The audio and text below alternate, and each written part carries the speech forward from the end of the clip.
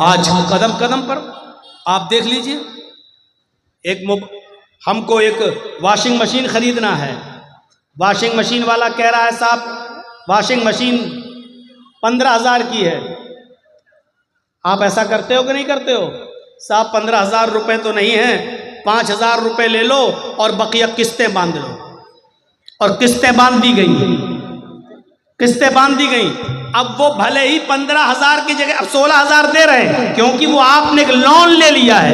اب آپ کو ہر مہینے 500 روپیہ 1,000 روپیہ آپ کو دینا پڑ رہا ہے۔ میرے پیارے ساتھیوں، یہ چیز شریعت کے اندر جائز نہیں ہے، کیونکہ ایک چیز یہ ہوتی ہے کہ یہ 4 ویلر ہے، گاڑی ہے 4 ویلر، یہاں گورنمنٹ نے وہ لگا دیا ہے، انکم ٹیکس سے جڑا ہوا ہے معاملہ۔ یہ گاڑی 15 لاکھ روپے کی ہے، جرجی صاحب اگر ڈائریکٹ 15 لاکھ کیش دے رہے ہیں تو انکم ٹیکس کو جواب دینا پڑے گا۔ یہاں لون لینا جائز ہے، انکم ٹیکس سے بچنے کے لیے یہاں لون لینا جائز ہے۔ 5 لاکھ روپے دے کر بقیہ 10 لاکھ روپے کا لون کر دینا تاکہ انکم ٹیکس سے ہم بچ سکیں، یہاں لون لینا جائز ہے، کیونکہ گورنمنٹ کی نظر میں آپ آ جا رہے ہیں تو یہ مجبوری ہے یہاں۔ لیکن ہمارے پاس یہ موبائل خریدنے کا پیسہ ہے، یہ موبائل 15,000 کا ہے، میرے پاس 15,000 روپے ہیں بھی، لیکن اس کے باوجود بھی ہم 5,000 دے کر 1,000 روپے مہینہ ہم بعد میں آپ کو دیں گے، تو یہ چیز جائز نہیں ہے۔ آج قدم قدم پر ایسی برائیاں ہمیں دیکھنے کو ملتی ہیں۔ آج ہم حرام کے کس لقمے تک پہنچ چکے ہیں ہمیں پتہ نہیں ہے۔ ہم نماز بھی پڑھ رہے ہیں اور حرام لقمے بھی کھا رہے ہیں۔ حضرت عائشہ فرماتی ہیں تمہاری کمر کمان کی طرح جھکی کیوں نہ جائے، دعائیں کرتے کرتے یعنی تم بوڑھے کیوں نہ ہو جاؤ، جب تک تم حلال لقمہ نہیں کھاؤ گے اور حرام لقمہ نہیں چھوڑو گے، اللہ تمہاری دعا کو تمہارے سر سے اوپر نہیں لے جائے گا۔ کریڈٹ کارڈ ابھی پوچھو نا تو بڑے بڑے لوگوں کے پاس کریڈٹ کارڈ ملے گا۔ کریڈٹ کارڈ کی حیثیت کیا آپ کو معلوم ہے؟ کریڈٹ کارڈ، بینک آپ کے بیلنس کو دیکھتے ہوئے کریڈٹ دیتی ہے آپ کو۔ کریڈٹ کارڈ 1 لاکھ روپے آپ کو ادھار دے دیا گیا، آپ نے لے لیا، ایک لمٹ ہوتی ہے، اس لمٹ میں آپ کو وہ بینک میں اتنا پیسہ دینا ہے تب تو ٹھیک، اور جیسی وہ لمٹ نکلی آپ کے اوپر پرسنٹیج لگنا شروع ہو گیا، آپ کو اب مزید دینا پڑے گا۔ اب 1,05,000 دینا ہے، 1,10,000، کیونکہ آپ نے لمٹ کے اندر آپ نے پیسہ جمع نہیں کیا۔ کوئی بینک آپ کو 1 لاکھ روپیہ ادھار کیوں دے گی؟ آپ کو کیوں دے گی 2 لاکھ؟ آپ کو کیوں دے گی 1 لاکھ؟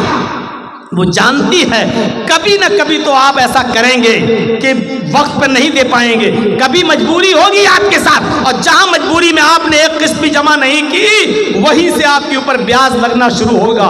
اسی لیے علماء نے بالاتفاق فتویٰ دیا ہے کہ کریڈٹ کارڈ بنوانا جائز نہیں ہے، اور کریڈٹ کارڈ ناجائز ہے۔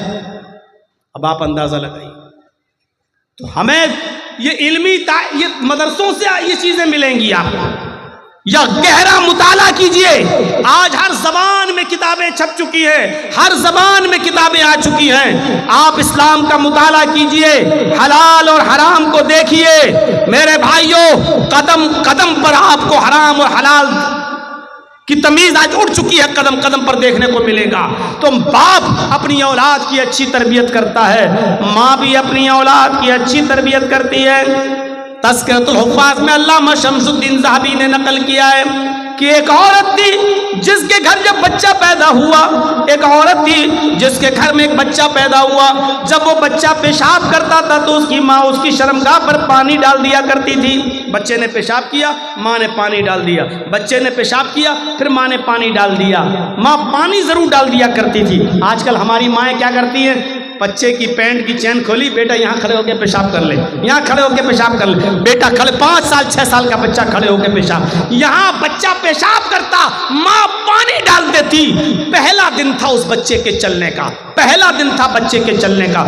بچہ جیسے ہی پہلا دن کھڑا ہوا اور اس کو چلنے لگا، اس کو پیشاب لگا، بچے نے ایسی پانی کا برتن اٹھایا اپنے کمزور ہاتھوں سے اور ایسے لنگڑاتے ہوئے دھیرے دھیرے چال سے گیا اور دروازے کے پاس جا کر بیٹھ گیا. ماں دور سے دیکھ رہی کہ دیکھے میرا بیٹا کیا کرتا ہے. وہ بیٹھ گیا, اس نے اپنا کپڑا خود اتار لیا, بیٹھ کے پیشاب کرنے لگا. اس کو معلوم نہیں کہ پیشاب کیسے ہوتا ہے, اس کو پتہ نہیں استنجا کیسے ہوتا ہے, اس کو پتہ نہیں پانی کس ہاتھ میں پکڑنا چاہیے اور شرمگاہ کس ہاتھ میں پکڑنا چاہیے, اس کو نہیں معلوم. اس کو صرف اتنا معلوم ہے کہ میری ماں میری شرمگاہ پہ پانی ڈال دیتی تھی, بس. اس نے پیشاب کیا اور پانی اپنی شرمگاہ پہ ایسے ایسے لیا اور ایسے ڈال دیا, اپنی شرمگاہ پر پانی ڈال لیا, ایسے لیا اور ایسے پانی انڈیل لیا. اس نے دھویا نہیں, وہ جانتا ہی نہیں, بچہ ہے چھوٹا, پہلا دن تھا چلنے کا. اس نے پانی اپنی شرمگاہ پہ ڈالا, ماں دور سے دیکھ رہی ہے, وہی اس کی آنکھوں میں آنسو آ جاتے ہیں اور روتے ہوئے کہتی ہے فزت برب الکعبہ, کعبے کے رب کی قسم میں کامیاب ہو گئی, اللہ کی قسم میں کامیاب ہو گئی. میں جو سکھانا چاہتی تھی اپنے بچے کو میں نے وہ سکھا دیا, میں جو سکھانا چاہتی تھی اپنے بچے کو میں نے سکھا دیا. میں یہی سکھانا چاہتی تھی کہ میرا بیٹا پینٹ کی چین کھول کے کھڑے ہو کر گدھے اور کتوں کی طرف پیشاب نہ کرے. میں نے بہت کچھ کہہ دیا ہے, گدھے اور کتوں کی طرح پیشاب نہ کرے. عقل مند ہوگے تو سمجھ گئے ہوگے کہ میں نے کیا کہا ہے, اور نہیں ہوگے تو ایک کان سے سن کے دوسرے کان سے اڑا دو گے. یہ تعلیم آپ کو ماں کی گود سے ملے گی. مدرس لیپ از فرسٹ کالج فار چلڈرین. ماں کی گود بچے کا پہلا مدرسہ ہے, یا ان دینی مدرسوں سے ملے گی. آپ بڑے بڑی یونیورسٹی دیکھ لو, پورنیہ میڈیکل کالج دیکھ لو, کشن گنج میڈیکل کالج دیکھ لو, جامعہ ملیہ JNU, بڑے بڑے کالجز اور یونیورسٹیز دیکھ لو, جہاں سے پڑھ کے نکلنے والے بڑے بڑے ڈاکٹروں کو, انجینئروں کو دیکھ لو. ان کو ڈگریاں تو مل گئی, ڈاکٹری کی, PhD کی, انجینئر کی, لیکن تربیت نہیں ملی. آج ان کو سڑک کے کنارے پینٹ کی چین کھول کر گدھوں کی اور کتوں کی طرح پیشاب کرتے ہوئے آپ دیکھ سکتے ہو. تربیت ماں کی گود سے یا مدرسوں سے ملتی ہے. اس لیے بچے کو پڑھانے اور لکھانے کے ساتھ ساتھ اچھی تربیت بھی ضروری ہے. اچھی تربیت دو گے تو بچہ نیک بنے گا اور آپ کی خدمت کرے گا.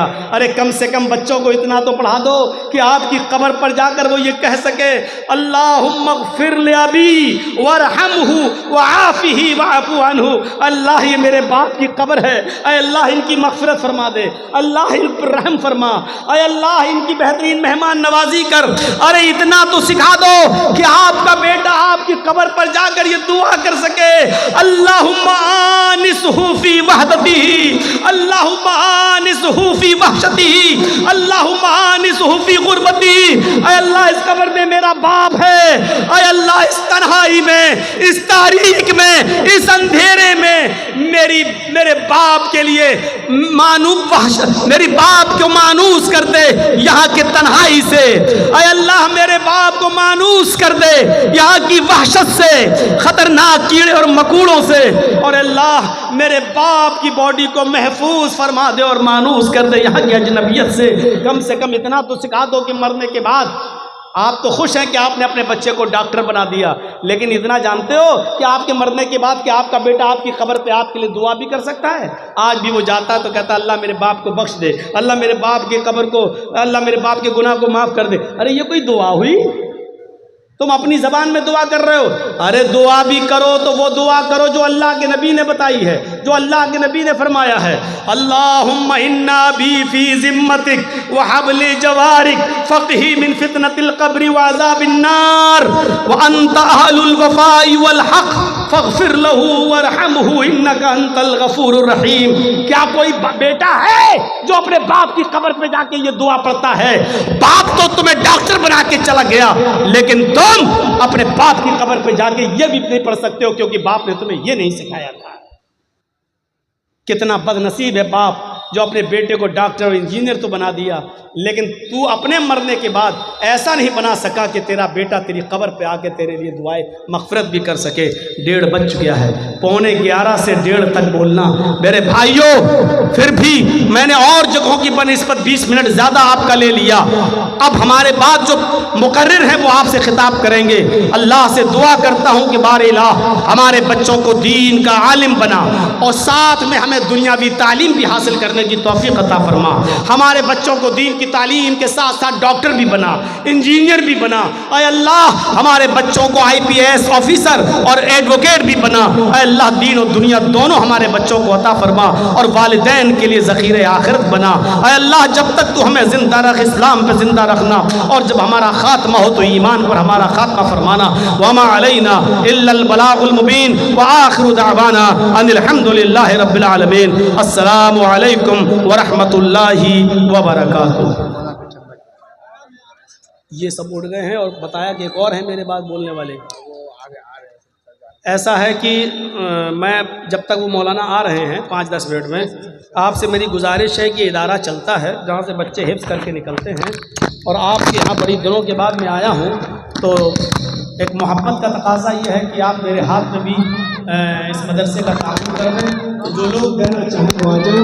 میں بیٹھا ہوں 5 منٹ 10 منٹ جب تک وہ مولانا نہیں آ جاتے ہیں.